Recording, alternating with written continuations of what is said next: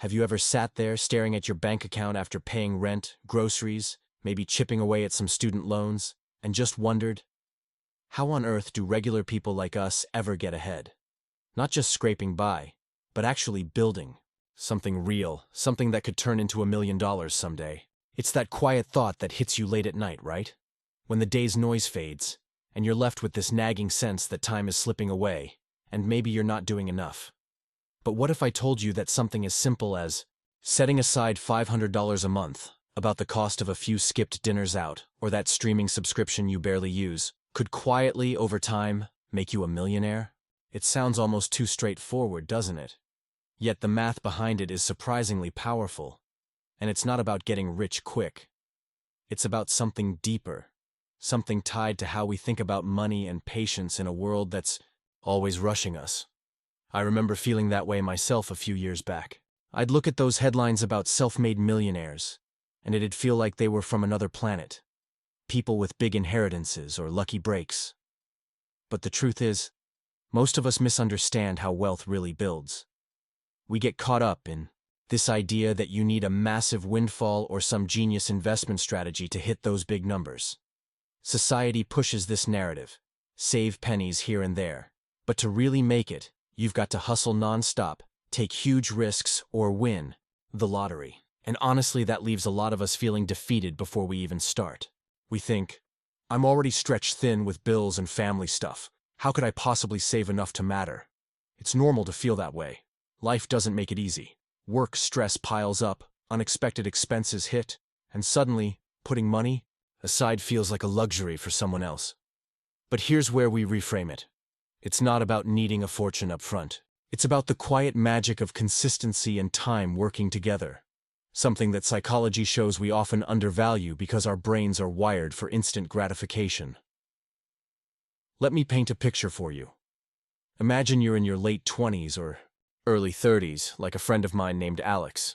He's got a decent job, nothing flashy, pays the bills, covers the car payment, maybe a weekend trip now and then.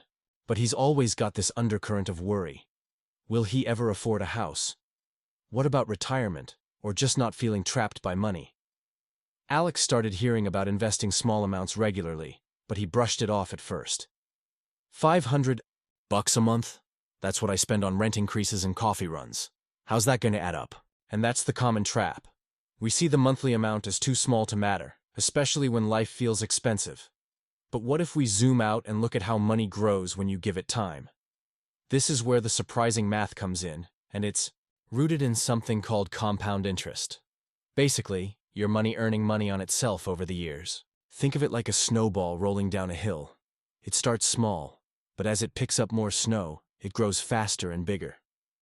In real terms, if you invest $500 every month into something like a broad stock market fund, nothing exotic, just the kind of thing that historically returns around 7% a year after inflation, you're setting that snowball in motion.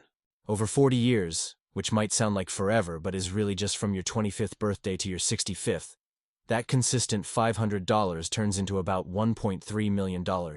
Yeah, you heard that right.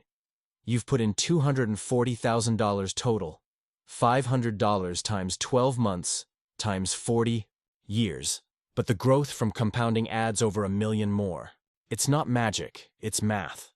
The early months might feel slow, like that snowball barely moving, but by year 20 or 30, it's accelerating because you're earning returns not just on what you put in, but on all the previous growth. Now, let's make this feel more human. Picture Sarah, a teacher I know who's in her mid-30s, juggling kids and a mortgage. She started this habit later than Alex, say at age 35, putting away $500 a month at that same 7% average return. Over 30 years, until she's 65, it grows to around $610,000, not quite $1 million, but still life-changing. That's enough for a comfortable retirement buffer, maybe helping her kids with college without the stress she felt growing up. But if she waits another 5 years?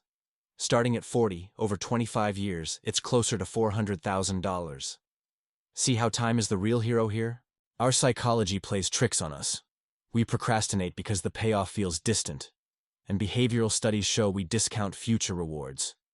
It's why we splurge on that new gadget today instead of stashing cash for tomorrow.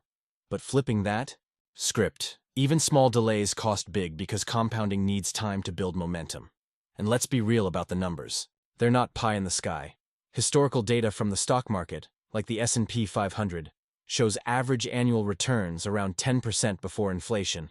But I like to use 7% to keep it conservative, accounting for ups and downs. If markets do a bit better, say 8%, that $500 a month over 40 years jumps to about $175 million.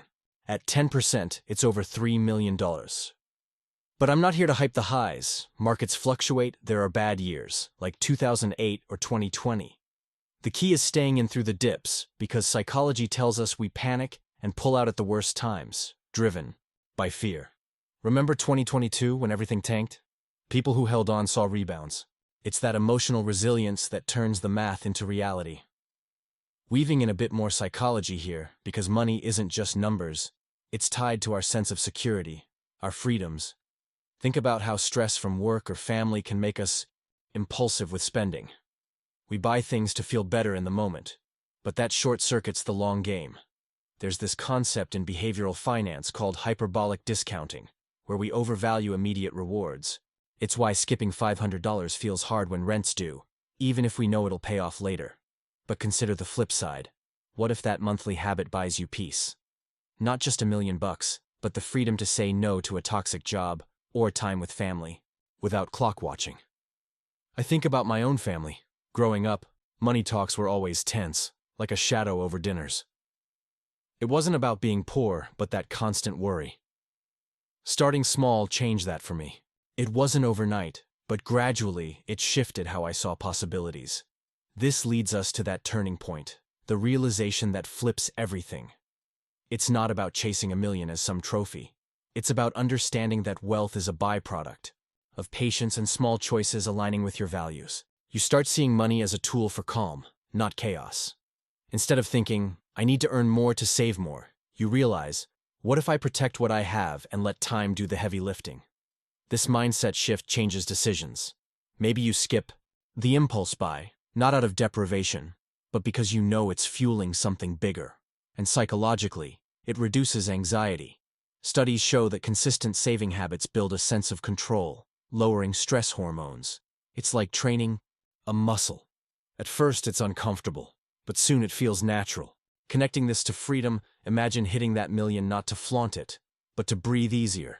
Travel without debt worry, help a loved one, or just retire on your terms. It's grounded in reality. No one's promising overnight riches, but this, math shows how ordinary actions compound into extraordinary outcomes. So, how do you actually make this work in your life? Let's keep it practical, nothing extreme. First, think about where that $500 comes from. Not by slashing everything fun, but by looking at your flow. Maybe it's automating a transfer right after payday, so you don't even see it. Tools like apps or bank features make this seamless. Set it and forget it. Choose something simple to invest in, like an index fund that tracks the market. Low fees, diversified, so you're not betting on one stock. If you're newer to this, start even smaller, say $100 or $200 a month, to build the habit.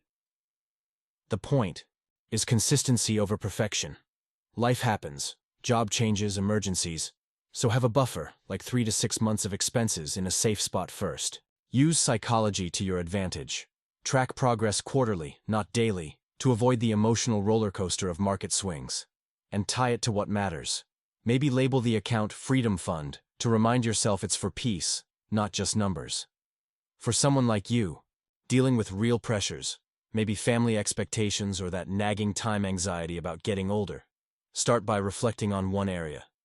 Is it cutting back on subscriptions that add up? Or negotiating a raise to free up cash? Keep it realistic. If $500 feels out of reach right now, scale it. The math still works proportionally. Over time, as raises come or debts drop, bump it up. And remember, this isn't about denying yourself joy today. It's balancing now with later. I've seen friends do this.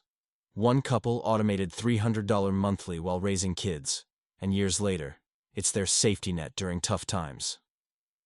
As we wrap this up, I want you to sit with this for a moment. You've got the power in these small, steady steps to reshape your story. Not dramatically overnight, but meaningfully over time. It's okay if it feels distant right now. Most big changes do it first. But know this: you're not alone in the struggle, and you don't need to be perfect to start. Progress, even imperfect, beats waiting for the ideal moment that never comes. So, take a breath, consider that $500 or whatever fits your life, and let the math surprise you. You'll look back and think, that was the shift. Thanks for spending this time with me. Here's to calmer days ahead.